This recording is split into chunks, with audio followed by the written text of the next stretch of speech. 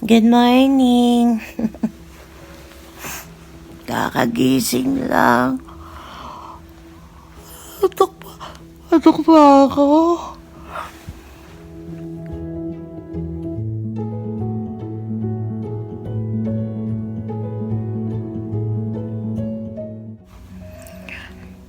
Sakit din ang ulo ko. Kasi nga, 'di ba, nasira yung ewan ko, na-vlog ko ba yun? Nasira kasi yung aircon namin kahapon. Mga more than 1 hour pa yung drive namin. Kahapon yung sobrang init dito sa Canada. So, yun, parusa. Medyo inika rin ako.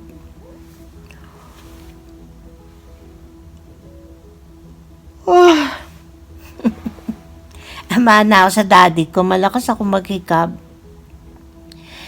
Anyways, ano oras na ba? Nagising ako ng 7 kasi may free breakfast kami dito. Hyatt Place, ang namin, hotel. Free breakfast ng 6:30 to 9:30. So, bababa kami ng 8 a.m. Ngayon. Parang wala naman kayong pupuntahan. Pero kagabi, na-meet ko yung, nakita nyo naman, na-meet ko yung, mga pinsan ko sa Edmonton Mall. Ayun. Anyway, sige, mamaya na lang uli, ha? Ayun si husband, no? Iniisip niya kung paano gagawin kasi bumili na lang kaming free yun sa Canadian Tire. So, gagawin niya, hopefully. Pero ang naman, hindi masyadong mainit ngayon. Ang problema kasi kapag may kaming traffic, dun mo nararamdaman yung init, diba? So, sana magawa niya para hindi na lumala tong hika ko. See you later. Breakfast yun daw sa loob. Sa loob. At ito yung coffee. Dito tayo. Oo.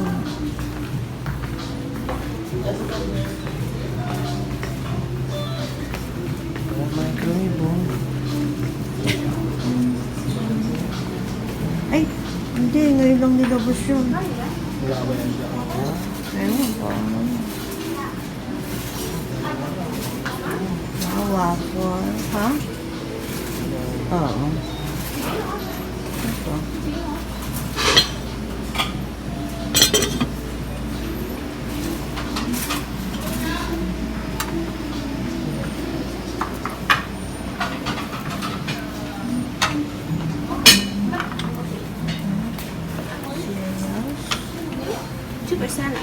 Yeah, that was just oatmeal.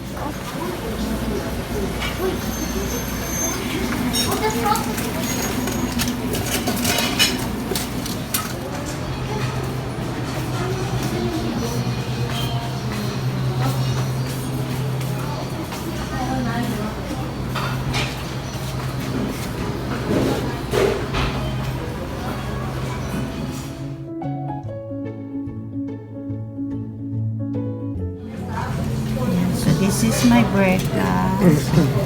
Waffle, sausage, fruits. Ay, may tugtog pala.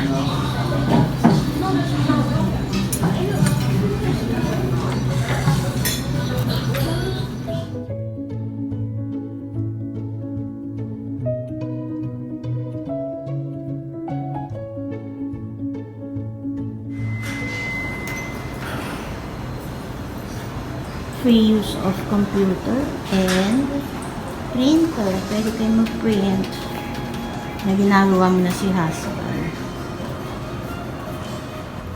Yan. So, this is another day.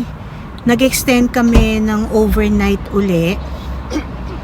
Kasi parang bitin. At saka parang medyo sumama kasi yung pakiramdam ko. Siguro dahil doon sa init kahapon.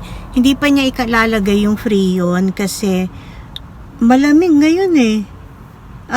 Actually, nagiginawak kami. Kasi siguro sa hangin. tsaka walang araw. Pag walang araw talaga, malamig naman. Ayun. So, try ulit namin mamaya. So, bukas na lang kami uuwi. And hopefully, yung isa kong friend from Saskatoon ay ma-meet ko tomorrow bago kami umalis. Kasi alam ko, pupunta naman sila dito. Ayun. So, enjoy muna kami. Kasi total, alam yun, tagal na namin hindi naman nakakapag, yung mga ganitong bakasyon. Hindi katulad dati. So, ayun. Mamaya ulit, magmo-mall muna kami. Mall talaga. Hindi kasi nga, yung Edmonton Mall, malaki yun. So, marami din siyang features. Maraming nakakatuwang tignan. So, dyan lang. Tapos, pahinga. Kasi si husband, may work din siya ng this Saturday and Sunday. Ayun. At, pala kami, nagpa-reschedule ako ng doktor ko ng supposedly tomorrow. May schedule kami ng doktor ni Russell, follow up. So, ginawa namin next week na lang. Iyo. See you later. Ang laki talaga nito, oh. Ito, may water park. May mga features kasi siya sa, loob. Madami. So, ang dami niyang entrance. Yan rin naman oil. Ha? Siyempre, pag di mo kapisado, sabi ko nga, bawat entrance, sana kalagay ko anong meron doon, di ba? Maganda yung maganda ang panahon. Daming nagkalat na bata ngayon kasi nga, bakasyon. Yun. So, maghahanap kami ng ibang entrance. Maiba naman. Ito yung isang hotel, yung Fantasyland. Mahal dyan. Siya, mahal na 3 stars lang yata ba? Basta ganun lang. Kasi may mga, yung rooms niya, may theme. Sabi, sa review. But other than that, diba? Hindi siya ganun Ay, may papanig na, no? No? Maliligaw ka dito. Ay, dito tayo kahapon. Yan, 26. No. Oo. Dito na nga lang. Ate, nung gano'n kami na. Sige. Ito yung may golf course na merong Macau Imperial Sea. Yan, nakarent na kami ng wheelchair. May $50 na deposit. Kasi nga, yung binti ko sa left side, parang may naipit na ugat. Ito yung Russell. Yung food court. Ito, bibili ako ng Macau. Meron silang halo-halo. And taco.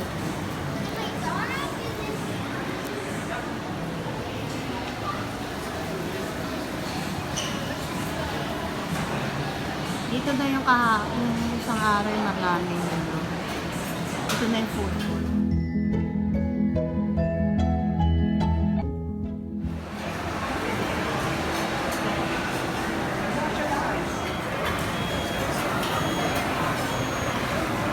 Order siya sa Church's Chicken.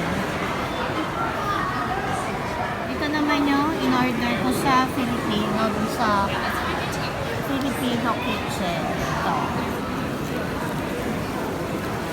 Sana masarap. Mukha naman masarap. Meron pa silang pang...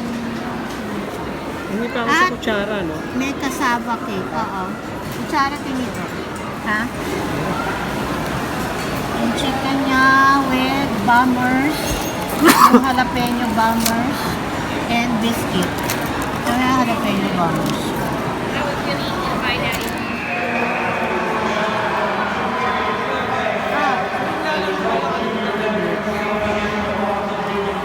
Saskatchewan pala mo yung pare. Ito rin daw yung US. Bakit sila yung Minnesota.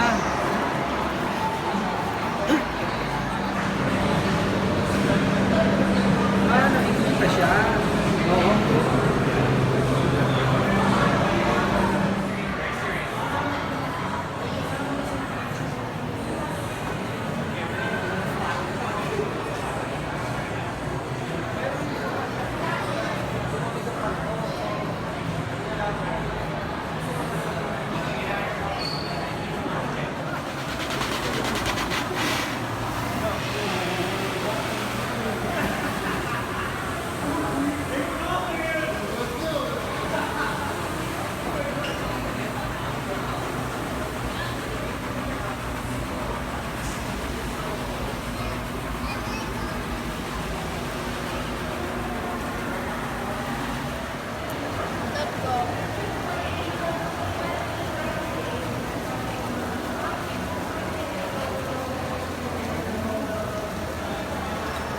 mababasa yun, di ba?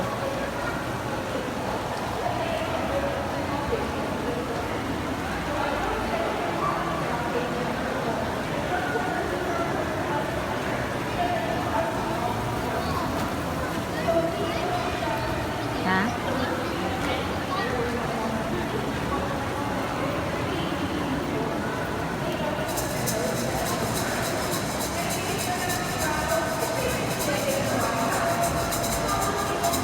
Ang laki, no?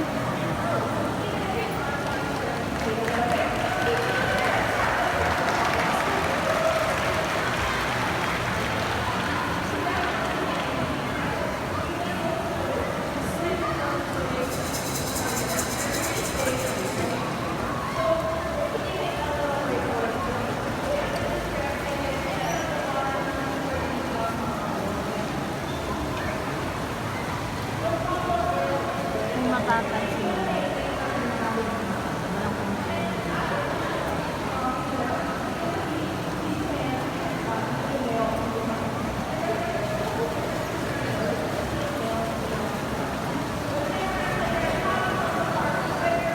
Ayaw, binito lang.